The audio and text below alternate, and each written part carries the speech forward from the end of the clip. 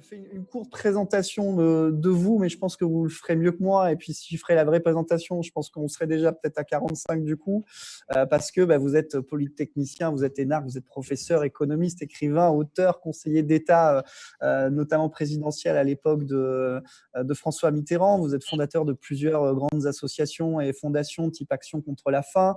Là, dernièrement, vous êtes effectivement à la tête d'une fondation qui s'appelle Positive Planète, donc qui met en avant la notion d'économie de la vie et de l'économie positive. Donc, c'est vraiment en lien avec le masterclass et les différentes interventions qu'on a depuis ce matin. Donc, voilà. Donc, là, ce qu'on s'attend aujourd'hui avec l'honneur de vous avoir, c'est d'avoir un petit peu votre vision sur la nécessité de se réinventer, sur la nécessité de se transformer, de transformer en profondeur nos modèles économiques un peu passés vers un nouveau modèle économique plus positif, plus inclusif et en lien avec l'économie de la vie. Je vous laisse la parole, Monsieur Attali, avec grand plaisir. Je vous remercie. Je suis avec vous pour 40 minutes, donc je vais essayer de parler 30 minutes et vous laisser ensuite la possibilité de me poser des questions. Comme vous voyez, je suis dans une voiture pour aller à un autre rendez-vous et je n'ai pas le moyen de faire autrement que de le faire ainsi. Merci de me recevoir. Je connais très peu votre région, où je ne suis venu qu'une fois, mais j'imagine que c'est un endroit paradisiaque, en tout cas dans ce que j'en connais, avec aussi d'immenses inégalités, puisque c'est quand même un des endroits de France les plus pauvres, et ces inégalités doivent ne jamais être oubliées dans ce qu'on construit. C'est aussi un lieu dont la potentialité de développement est considérable, qui reste mystérieusement très en retard sur d'autres îles de la région. Je pense évidemment à celle qu'on cite toujours en exemple, l'île Maurice, un exemple pour le bien, et celle qu'on cite toujours en exemple pour le moins bien, à savoir Madagascar. Et il y a dans votre île tous les moyens d'un développement important fait et à refaire pour l'avenir. Naturellement, on ne peut pas, vous avez dit, monsieur, très justement, que c'est le moment de se réinventer. Oui, mais c'est tout le temps le moment de se réinventer. Aucune nation, aucune entreprise, aucun individu ne reste le même tout au long de sa vie. Et on doit tous en permanence réinventer ce qu'on est au rythme de l'évolution de son âge, de son environnement, des circonstances extérieures et de l'héritage qu'on a reçu et qui nous fixe des contraintes plus ou moins grandes. Donc, le problème se pose de la même façon aux générations antérieures qu'à celles d'aujourd'hui. Il est clair qu'en effet, aujourd'hui, il y a plus encore de défis pour l'avenir, puisque nous sommes face à beaucoup d'enjeux dans les temps qui viennent. Vous les connaissez, je vais les rappeler rapidement. Il y a d'abord un enjeu démographique avec une très forte croissance potentielle de la démographie de la planète qui va passer de 7 à 9 milliards, dont l'essentiel de la croissance au XXIe siècle viendra de l'Afrique. Le XXIe siècle, c'est d'abord, contrairement à ce qu'on dit, non pas un siècle chinois ou un siècle asiatique, mais c'est un siècle africain. L'Afrique a un potentiel positif ou négatif considérable. Positif parce qu'une population jeune, dynamique, créative, avec une classe moyenne puissante, avec des marchés intérieurs gigantesques, qui peut être véritablement une occasion de richesse, et en particulier pour la Réunion qui en est voisine, très considérable. Négative parce que si on n'arrive pas à mettre en place des règles de droit stables et un pays qui fonctionne, des pays qui fonctionnent efficacement, on aura au XXIe siècle une Afrique en désordre qui sera aggravée par d'autres enjeux dont je vais parler tout à l'heure et qui pourrait se trouver en situation de vouloir émigrer un peu partout pour fuir les tragédies, un peu comme on voit, vous le connaissez mieux que personne, les évolutions démographiques dans votre partie de l'océan Indien. Deuxième défi qui est toujours lié à la démographie, c'est que on va dans une société de plus en plus urbaine avec un regroupement des populations qui va créer des enjeux difficiles aussi en termes de gestion d'autres menaces comme celle des pandémies dont je voudrais reparler. Troisième défi démographique, c'est que c'est une une population mondiale qui va commencer à vieillir. Et la grande difficulté, en particulier pour l'Afrique, mais aussi pour la plupart des autres pays, c'est qu'elle va vieillir avant de devenir riche. Vieillir avant de devenir riche, c'est-à-dire qu'on n'aura pas mis en place les systèmes de sécurité sociale, de retraite qu'on a pu mettre en place dans des pays qui sont devenus vieux après être devenus riches, comme c'est le cas de la France, qui a mis en place des systèmes de retraite. Ça, c'est les enjeux proprement démographiques, qui portent aussi sur différentes dimensions de la place des sexes, la place des femmes, la place des jeunes dans la société. Deuxième défi, le défi écologique. On le connaît pour ce qui est du climat, qui est maintenant une certitude. L'augmentation de la température aura lieu, même si on arrive maintenant à maîtriser ce changement climatique, et on va essayer. Il faut absolument y arriver. À protéger, réduire la consommation de gaz carbonique. Pour cela, il y a beaucoup de réformes à faire, je vais y venir tout à l'heure. Mais l'enjeu climatique est là. Mais l'enjeu climatique n'est pas le seul enjeu d'environnement. Il y a des enjeux liés aux déchets, à la destruction de la mer, à la destruction des sols, à la production de déchets plastiques de toute nature, qui sont des enjeux qui commencent aujourd'hui à être visibles, mais qui vont exploser dans les 20, 30 ou 40 ans qui viennent, qui sont les années dans lesquelles vous aurez à être actif dans le monde. Voilà où nous sommes, ce qui se passe et ce qui est un enjeu très important pour vous. Je ne résiste pas à vous montrer où je suis sur les Champs-Élysées à Paris. Vous voyez où nous sommes. La troisième sorte de danger, après les enjeux démographiques et les enjeux de l'environnement, il y a les enjeux liés aux pandémies. La pandémie que nous connaissons aujourd'hui n'est qu'une parmi d'autres. Il y en a eu beaucoup avant, il y en aura d'autres après, parce qu'il y a d'autres maladies qui vont arriver, en particulier celles que vous connaissez chez vous, liées aux moustiques, qui vont être aggravées par la situation climatique, et les enjeux aussi des pandémies qui seront en tant que telles liées à d'autres formes du virus actuel, qui peut prendre d'autres dimensions, surtout si on ne s'y prépare pas. Autre enjeu majeur, autre changement considérable, nous allons avoir des changements technologiques gigantesques. Vous avez mentionné, monsieur, le digital, qui n'est pas du tout un changement récent, parce que le premier ordinateur individuel, c'est il y a 40 ans, donc c'est pas quelque chose de récent. Internet, c'est à peu près à la même époque, donc c'est il y a 30 ans. Donc ça, on est plus dans une question de la mise à disposition de ces grandes technologies que dans la question de savoir si ces technologies vont être nouvelles. Elles ne le sont pas. Il y aura beaucoup plus de technologies liées au digital, en particulier liées à l'intelligence artificielle, qui est un nouveau nom de la gestion des données, qui est aussi un phénomène très ancien et qu'on va connaître de plus en plus. En dehors des technologies de l'intelligence artificielle et du digital, il y a d'autres technologies qui vont devenir très importantes. Les biotechnologies, qui vont profondément changer l'agriculture et la santé. Les nanotechnologies, qui vont changer profondément la façon dont on conçoit et qu'on fabrique les matériaux. Et au-delà de cela, d'autres domaines encore.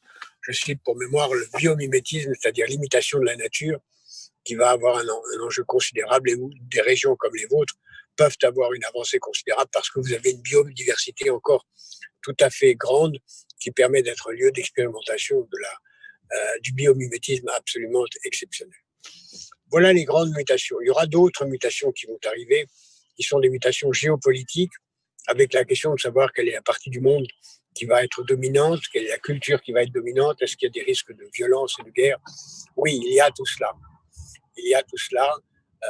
Nous sommes dans une période de déclin relatif de la puissance américaine, de croissance relative de la puissance chinoise, mais cette évolution ne signifie pas pour autant que l'une ou l'autre va l'emporter. Pour ma part, je pense au contraire que nous entrons dans une période de déclin de la puissance américaine sans que ce soit une période de croissance de la puissance chinoise excessive.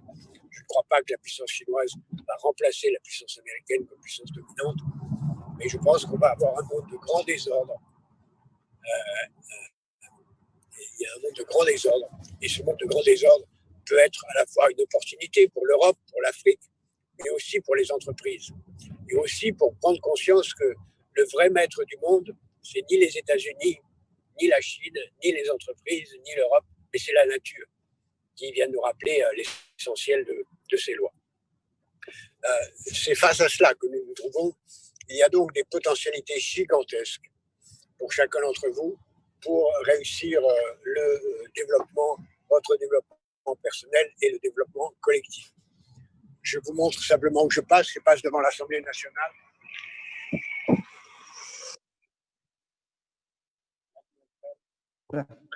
Il fait beau à Paris, c'est bien. Face à cela, il y a aussi des enjeux plus immédiats. C'est celui de la pandémie que nous traversons actuellement et qui nous renvoie à la fois des menaces, mais aussi de leçons qu'il faut tirer.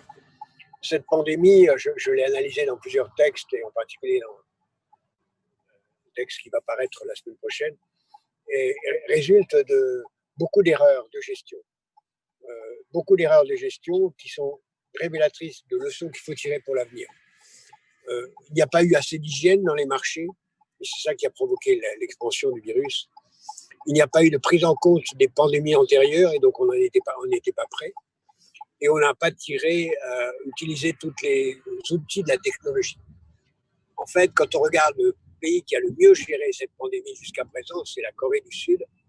La Corée du Sud s'est préparée à cette pandémie parce qu'elle avait subi une pandémie du même genre il y a 3 ans, et elle en a tiré toutes les conséquences en se dotant immédiatement des masques, des tests et des moyens de tracer et de suivre les gens malades ou les voisins des gens malades, qui, en utilisant un grand nombre de technologies de biochimie et de technologies digitales, a permis à ce pays d'échapper à la fois au confinement, il n'y a pas eu de confinement en Corée, et à la mortalité qui a été très faible. Si le monde avait suivi l'exemple coréen, au lieu de suivre l'exemple chinois, on n'aurait pas eu autant de morts et on n'aurait pas eu de confinement du tout. Ce qui veut dire qu'il eût été très important de suivre ceux qui s'étaient préparés à un tel risque, plutôt qu'un pays comme la Chine, qui lui ne s'y était pas préparé. Et c'est une très bonne leçon aussi au regard de ce qu'est la dictature et la démocratie, puisque la Chine, en tant que dictature, a censuré tous ceux qui pouvaient parler et dire qu'il y avait des risques en matière de pandémie. Et en censurant, elle a interdit même aux Chinois de se préparer à la situation actuelle. Ce qui veut dire que la dictature, contrairement à ce que beaucoup de gens vont dire, n'est pas un bon modèle de développement. Le bon modèle de développement, c'est une démocratie qui utilise la technologie d'une façon altruiste. Et c'est bien ça, la grande question qui se pose aujourd'hui. Quel est le modèle de société qui vient devant nous? Je pense qu'il y a un choix possible, une évolution possible entre deux directions. Soit nous allons dans une société plus altruiste, où chacun comprendra que c'est son intérêt que d'aider les autres à se développer. J'ai intérêt à être altruiste, j'ai intérêt à porter un masque pour protéger les autres, parce que si je protège les autres vont me protéger aussi. J'ai intérêt à ce que les autres ne soient pas malades, parce que les autres, s'ils ne sont pas malades, ne vont pas me contaminer. J'ai intérêt à ce que les autres ne soient pas pauvres, parce que s'ils sont pauvres, ils ne pourront pas participer à la richesse collective et au travail dont nous avons tous besoin.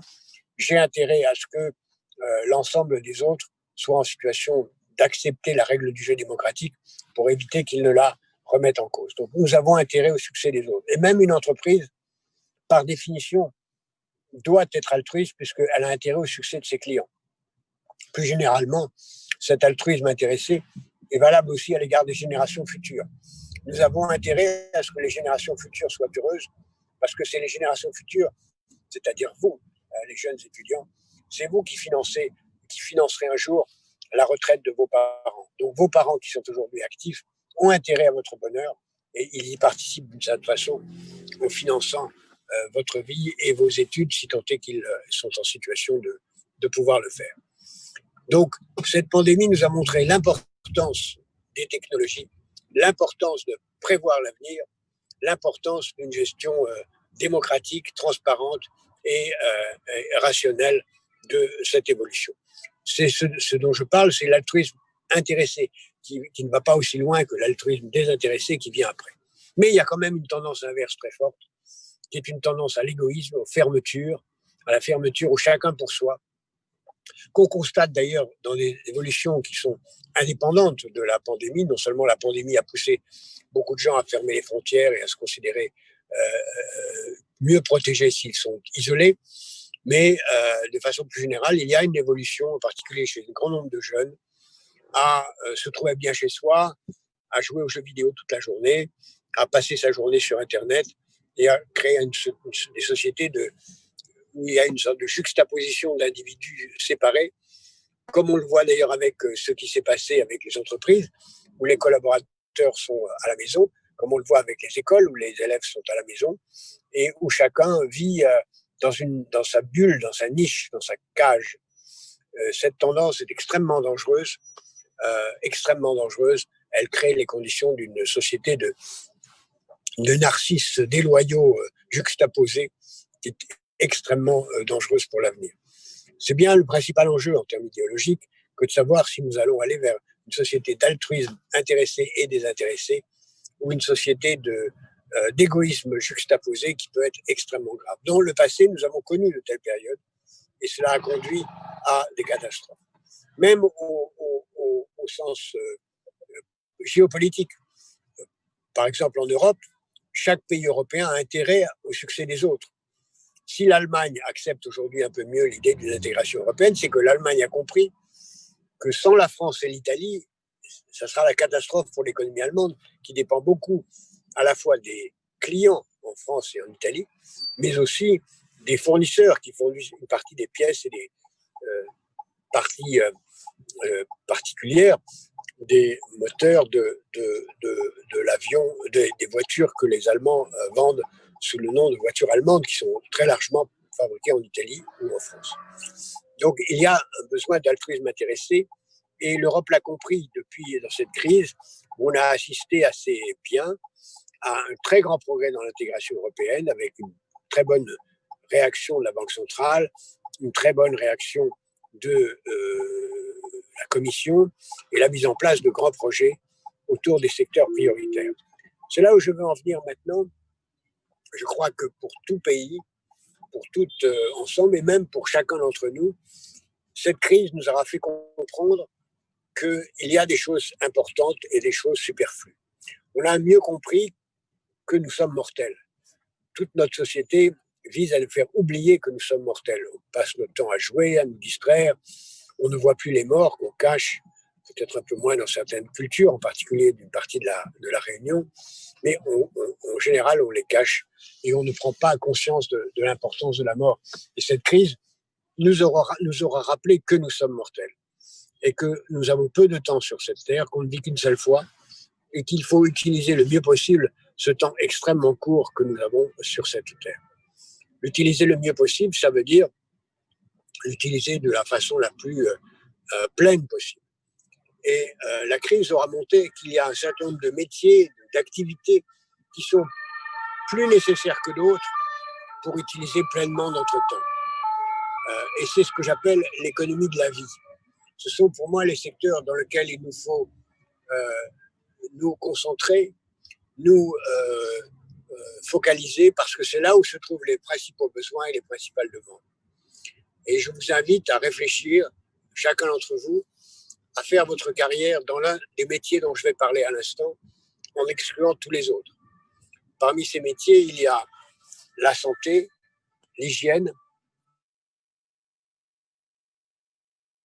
vitale, l'hygiène, la gestion des déchets et du recyclage, l'économie de la distribution, de la logistique, du crédit, de l'assurance, de l'ensemble des moyens de la sécurité, de la démocratie, de la presse, condition même de la démocratie, et des secteurs qui sont associés au logement, à l'aménagement du territoire et aux énergies propres. En excluant un certain nombre de secteurs qui, à mon avis, ne correspondent à aucun moment à des besoins prioritaires d'aujourd'hui, qui sont les secteurs de la mode, les secteurs de l'automobile, les secteurs de la chimie, les secteurs de l'aéronautique, et en pensant que certains secteurs ont un grand avenir en condition de se réorienter. C'est le cas, par exemple, d'un secteur important, très important pour votre région, qui est le secteur du tourisme, qui ne peut pas avoir un avenir simplement en pensant qu'on va revenir à la situation antérieure, où les gens viendront passer quelques jours à bas prix ou à prix très élevé dans un des hôtels de l'île. Il faut le repenser en fonction de besoins de populations qui voudront rester plus longtemps, qui voudront, en gérant, comme dans des hôtels de tourisme, les EHPAD et les lieux de résidence des personnes âgées, en gérant, comme dans les endroits de tourisme, les hôpitaux, et tant pour les malades que pour la famille des malades, créant ainsi beaucoup de dimensions nouvelles. Dans les secteurs de la création vont être très importants. Les secteurs du divertissement vont être très importants.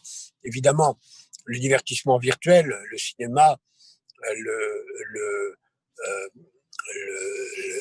tout ce qui est la création à distance, n'aura pas de difficulté à progresser, et ce qui vient avec les hologrammes va jouer un rôle très important.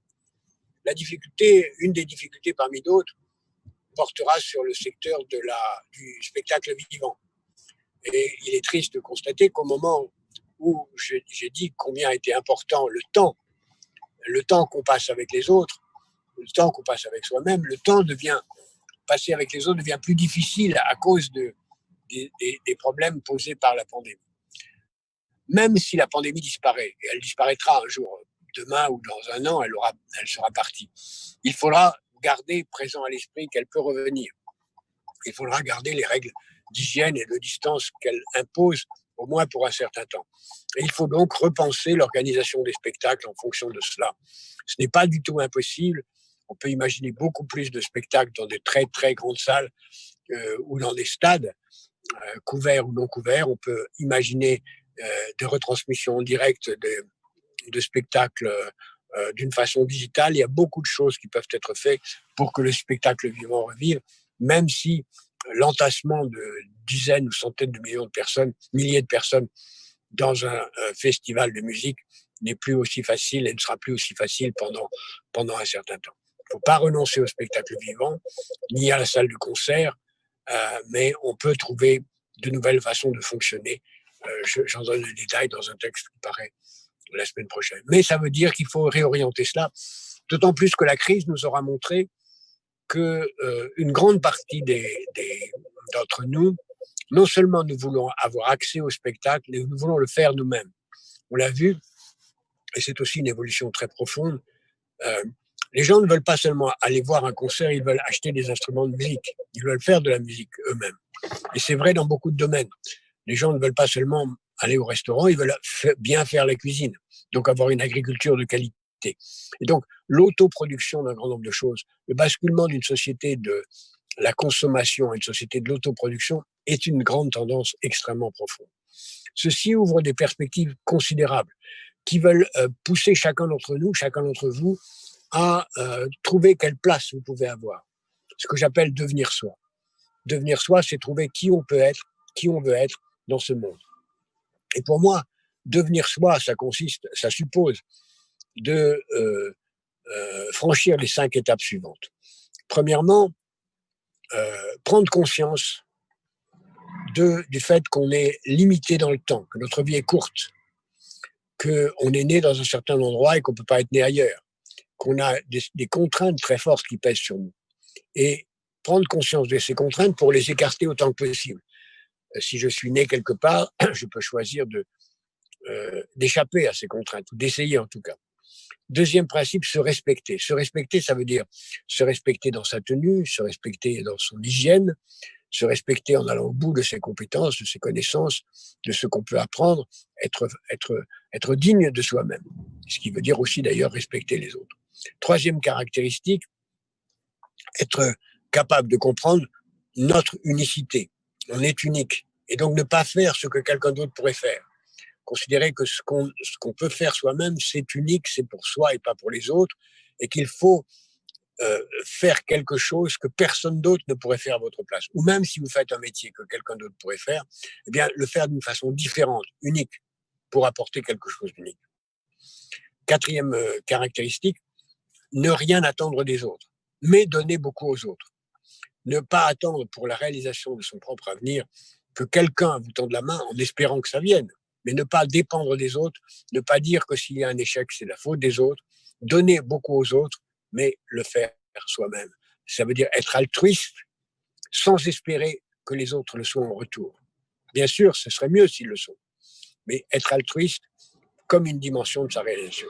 Et lorsqu'on a posé ces principes, alors dans tous les métiers possibles, dans tous les modes de vie possibles, on peut choisir et d'être vraiment soi-même. C'est ce que je vous souhaite. Je vous remercie et je suis prêt à répondre à quelques questions. Merci en tout cas pour cette belle intervention, monsieur Attali. On va essayer de reprendre les questions une par une et je vais essayer de les résumer, comme ça on essaiera de pas trop déborder sur le temps. Il y avait une première question autour de sur l'après-crise, le post-Covid, entre guillemets, sur la place de l'Afrique et de l'Europe. Je vais la résumer en une question parce qu'on avait les deux questions distinctes. Sur la place de l'Afrique et de l'Europe au milieu de tout ça. Et vous parliez aussi à un moment donné de ce combat sur l'intelligence artificielle entre la Chine et les États-Unis. Quelle va être la place aussi géopolitique entre le continent africain et l'Europe au milieu de tout ça?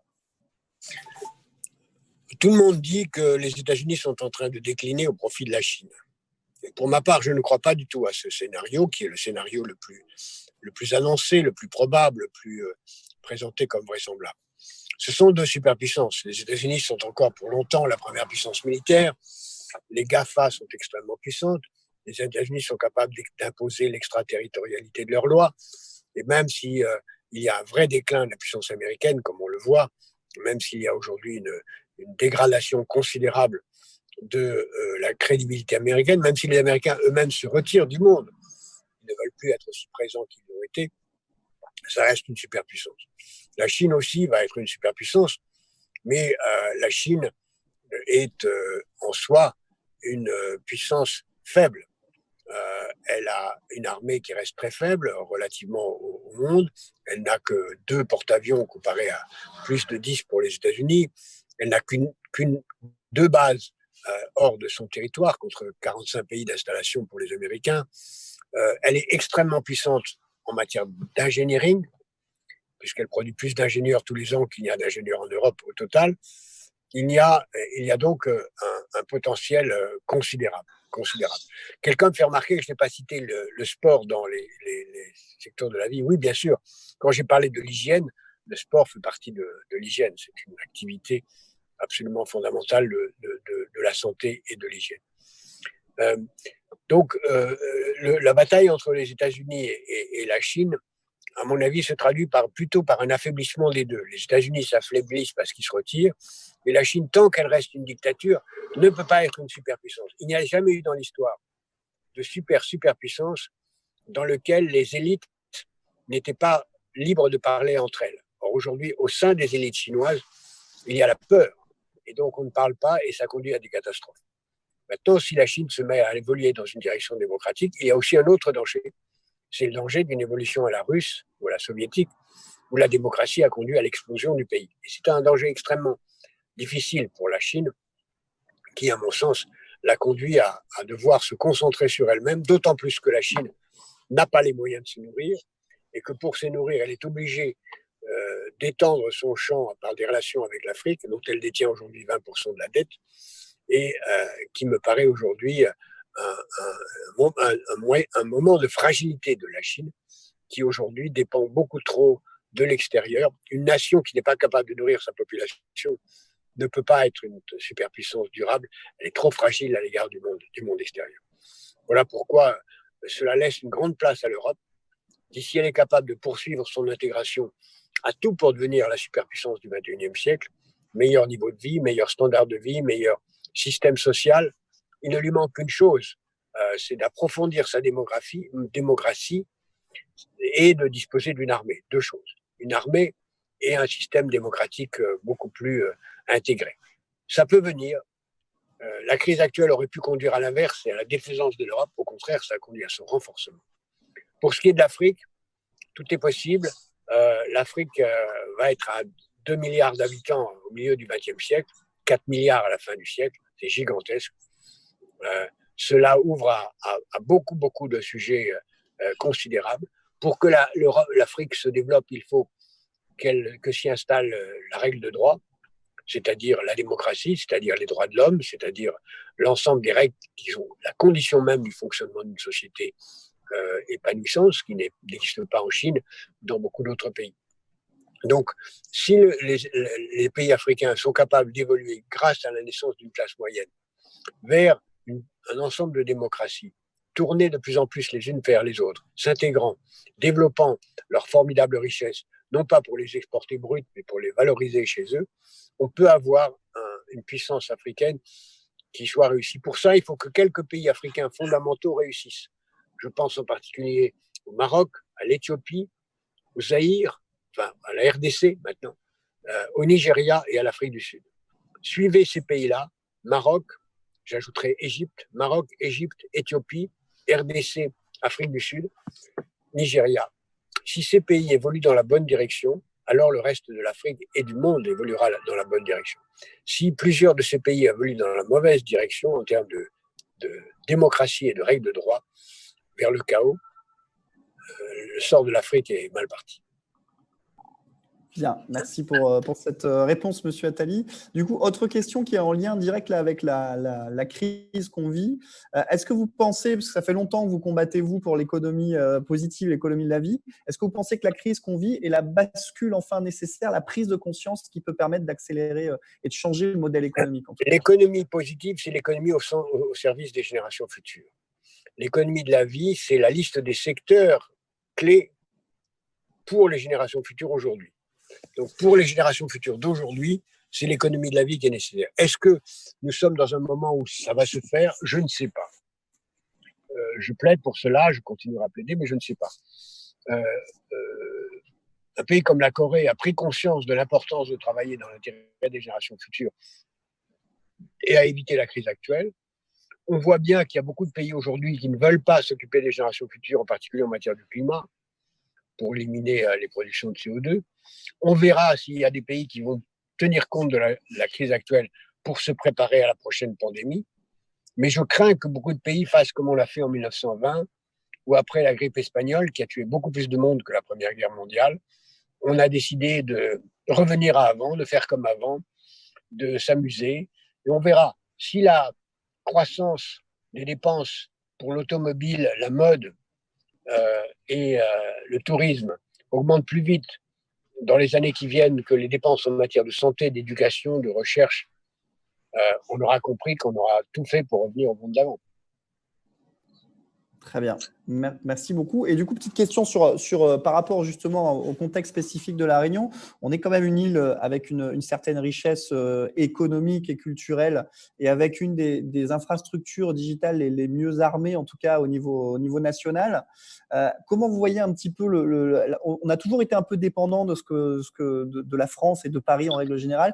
Comment vous voyez l'évolution qu'on pourrait avoir, nous, au sein de l'océan Indien et notamment les conseils en dehors des secteurs d'activité que vous avez cités à donner aux étudiants ici pour prendre une part active dans l'économie de demain? Le drame de La Réunion, c'est qu'elle compte trop sur l'assistance du reste de la France.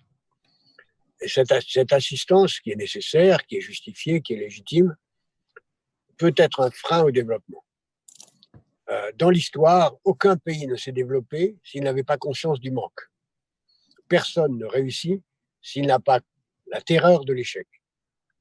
Personne ne réussit s'il n'a pas la terreur de l'échec. Ce qu'on appelle la niaque, la motivation, qui est la clé de la réussite, ça vient de la peur de l'échec. Si on a le sentiment que quoi qu'il arrive, les parents vont financer ou la métropole va trouver une façon de... Il ne se passe rien. Et donc, je pense que même si la solidarité entre les régions est nécessaire, même si elle est là, chacun doit se comporter, comme je le disais tout à l'heure, en n'attendant rien de personne. Ce n'est qu'en attendant rien de personne qu'on réussit. Bien. Eh ben, merci pour cette belle parole.